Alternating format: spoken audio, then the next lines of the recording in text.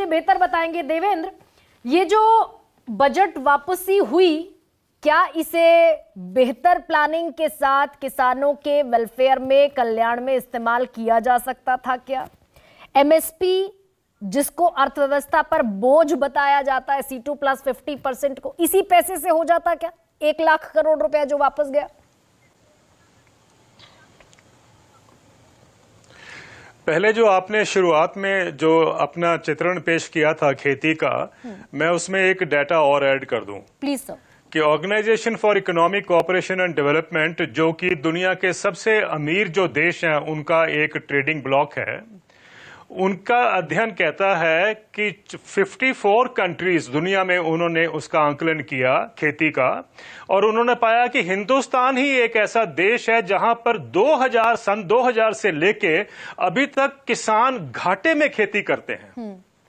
ये तो OECD का डाटा है, और ये 2000 से लेके कई सरकारें बदल गई होंगी, या कम से कम 2 सरकारें तो बदली हैं, और सभी के पीरियड में ये हाल है कि भाई 2000 से लेके अभी तक अगर किसान घाटे में है, और वो स्टडी ये कहती है कि पिछले साल 14 लाख करोड़ रुपए का नुकसान हुआ किसानों को जब से ये एक्सपोर्ट इंपोर्ट के रिस्ट्रिक्शन लगे हैं।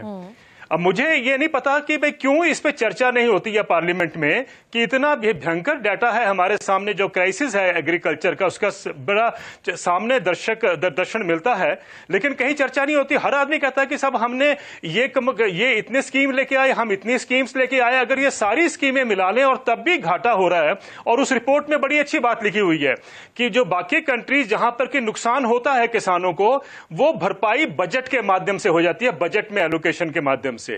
भारत ही एक ऐसा देश है जहां पर भारत में किसानों को भगवान भरोसे छोड़ा जाता है, वो भरपाई नहीं हो पा रही है। मैं आपका एक कोट पढ़ रही हूं, ये चित्रण एक तरफ तो हमारे पास है, दूसरा आपने बताया कि जी देवेंद्र, इस बात को भी आप इंक्लूड कर दीजिएगा। बस मैं एक छोटा सा इंटरवेंशन ये दे रही हूं कि क्या ये जानबूझकर, मैं आपका एक आर्टिकल पढ़ रही थी जिसमें रिसर्च थी कुछ, कि किसानों को जानबूझकर अंडरपेड रखने की कवायद है, और ये जानबूझकर हो रहा है। देखिए, इज दैट ट्रू? आप बिल्कुल ठीक कह रही है। मैंने कहा कि जो हमारा जो हमारा इकोनॉमिक डिजाइन है, अगर हम देखें ग्लोबली और नेशनली भी, दैट कीप्स एग्रीकल्चर डेलिबरेटली इम्पॉवरिश्ड। और इसको समझने के लिए अभी देखें, अभी हाल में क्या, आजकल में आप देखें बहुत बड़ा प्रोटेस्ट हो रहा है जर्मनी में। हजारों ट्रैक्टर्स बर्लिन में आए, उन्होंने बहुत सारे और शहरों को भी ट्रैक्टर्स ने घेर लिया है। वो ये कह रहे हैं कि जो हमारी सब्सिडी में कटौती हुई है वो इकोनॉमिक सोच के करके हो रही है, उनके वहां जो डीजल की सब्सिडी कम कर दी गई है। इतना बड़ा वहां पर प्रदर्शन हुआ है। और देखिए बड़ी इंटरेस्टिंग बात, वहां पर ना तो उनके कैनन्स चली हैं, वाटर कैनन्स चली हैं, ना पुलिस ने लाठीचार्ज किया है, और ना ही टीवी ने कहा है कि साहब ये आतंकी हैं, ये टेररिस्ट हैं, ये पाकिस्तान से आए हैं या उस देश से आए हैं। कहने का तात्पर्य है कि उन्होंने बड़ा डेमोक्रेटिक जो तरीका होना चाहिए वो प्रदर्शन हो रहा है। और इस बार वहां के किसानों ने पंजाब के किसानों से सबक लिया है।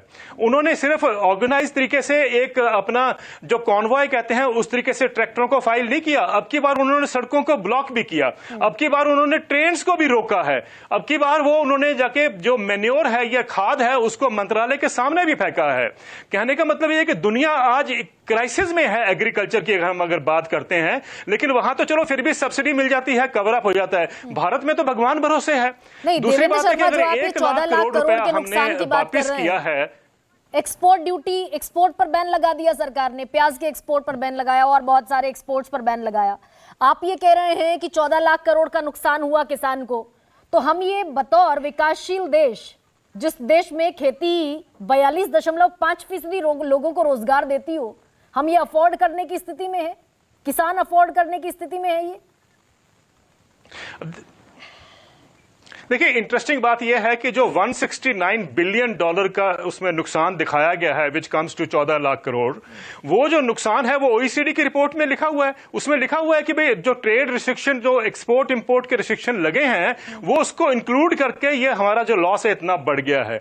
और उसमें जिस पत्रिका ने ये पहले छापा था, उन्होंने उन रिपोर्ट के जिन्होंने रिपोर्ट लिखी है उनसे भी कंफर्म किया है कि ये डाटा करेक्ट है। मेरा सिर्फ सबमिशन ये है कि ये रिपोर्ट कह रही है, हम उस रिपोर्ट रिपोर्ट को देखें, अगर कहीं कॉर्पोरेट का 5,000 लाख का 5,000 करोड़ का भी नुकसान हो गया होता तो आज हल्ला गुल्ला होता सारे देश में कि पॉलिसी पैरालिसिस हो गई है देश में, हमारा इकोनॉमिक स्टिमुलस पैकेज नहीं दिया गया और ये सब सपोर्ट, टैक्स कट्स नहीं मिले, या ये सब बातें होनी थी। तो कारण लेकिन इसका किसानों क्या के है लिए क्या देवेंद्र कभी शर्मा? पार्लियामेंट में डिस्कशन हुआ ये कि ये OECD की रिपोर्ट के ऊपर ये किसान को अंडरपेड रखना, इसकी वजह क्या समझ में आती है? कॉर्पोरेट वर्सेस किसान को जहां खड़ा हुआ हम देख रहे हैं। इसकी देखिए इकोनॉमिक इसकी वजह जो है करीमा जी बहुत सिंपल है कि अगर जब तक आप एग्रीकल्चर को सेक्रीफाइस नहीं करेंगे तो यह माना जाता है कि भाई इकोनॉमिक ग्रोथ नहीं होगी। यही हाल अमेरिका में रहा। अमेरिका में आज मात्र 1.5% लोग खेती में रह गए हैं। आपने कहा भारत में 42% हैं। पूरी कोशिश तो हमारी है कि 42% में भी हम इसको इस गति से कम करें कि बहुत कम लोग खेती में रह जाएं। ये हमारी सोच है, हमारी इकोनॉमिक सोच है इस देश की। लेकिन खेती से अगर खेती से आप किसान को इनकम मत दीजिए। अगर खेती किसानी से खींचकर रोजगार में लगाना है, उद्योग धंधों में लगाना है, मैन्युफैक्चरिंग सेक्टर में लगाना है, सर्विस सेक्टर से में लगाना है किसी भी लेबर को, मजदूर को, तो एम्प्लॉयमेंट जनरेट होना चाहिए, रोजगार होने चाहिए ना उसके लिए। तो ना खेती छूटी और ना रोजगार बच रहे हैं। एक बात तो यह है कि भाई जब खेती से लोगों को निकाल रहे हैं, शहर में ला रहे हैं, तो एम्प्लॉयमेंट जनरेट होनी चाहिए। दूसरी बात है कि हम बाहर के देशों से कट एंड पेस्ट क्यों करते हैं? हम जानते हैं कि हमारी आधी जनसंख्या जो है वो खेती से जुड़ी हुई है। हम खेती को एक वायबल प्रोपोजिशन क्यों नहीं बनाते? वो भी तो एम्प्लॉयमेंट है। आप देखिए ना, अगर 60 करोड़ लोग अगर अच्छी उनको इनकम मिलेगी तो वो भी तो एक एम्प्लॉयमेंट जनरेट की ना हमने। क्यों हम सोचते हैं कि जो अमेरिका ने किया, जो यूरोप ने किया, वो हमें वही करना चाहिए? हाँ, बड़ा सवाल आप उठा रहे हैं, लेकिन युद्ध